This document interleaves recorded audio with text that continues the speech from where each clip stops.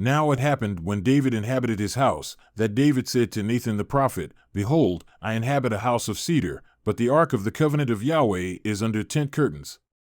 So Nathan said to David, Do all that is in your heart, for God is with you.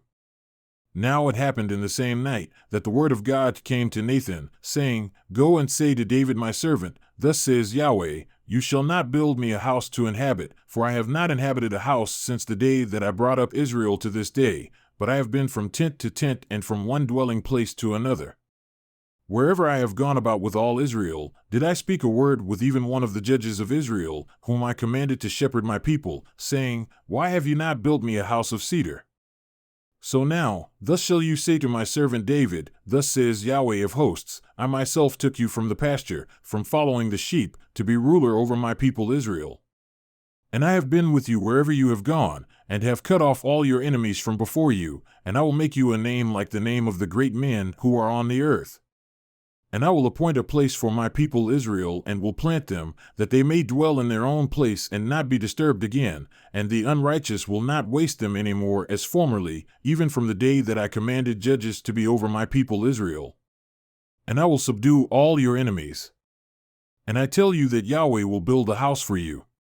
And it will be that when your days are fulfilled to go to be with your fathers, I will raise up one of your seed after you, who will be of your sons, and I will establish his kingdom. He shall build for me a house, and I will establish his throne forever. I will be a father to him, and he will be a son to me, and I will not remove my loving kindness from him, as I removed it from him who was before you. But I will cause him to stand in my house and in my kingdom forever, and his throne shall be established forever.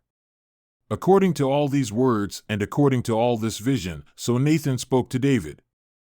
Then David the king went in and sat before Yahweh, and said, Who am I, O Yahweh God, and what is my house that you have brought me this far? And this was a small thing in your eyes, O God, but you have spoken of the house of your slave concerning the distant future, and have regarded me according to the standard of a man of high degree, O Yahweh God. Again, what more can David say to you concerning the glory bestowed on your slave? You know your slave. O Yahweh, for the sake of your slave, and according to your own heart, you have done all this greatness, to make known all these great things. O Yahweh, there is none like you, and there is no God besides you, according to all that we have heard with our ears. And what one nation in the earth is like your people Israel, whom God went to redeem for himself as a people, to make you a name by great and awesome things, and driving out nations from before your people, whom you redeemed out of Egypt? Yet you gave your people Israel to be your own people forever, and you, O Yahweh, have become their God. So now, O Yahweh, let the word that you have spoken concerning your slave and concerning his house endure forever, and do as you have spoken, that your name endure and be magnified forever, by saying, Yahweh of hosts is the God of Israel, even a God to Israel, and the house of David your servant is established before you.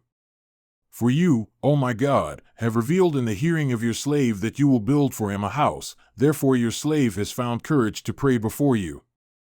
So now, O Yahweh, you are God, and you have promised this good thing to your slave. So now, you have been pleased to bless the house of your slave, that it may be forever before you. For you, O Yahweh, have blessed, and it is blessed forever.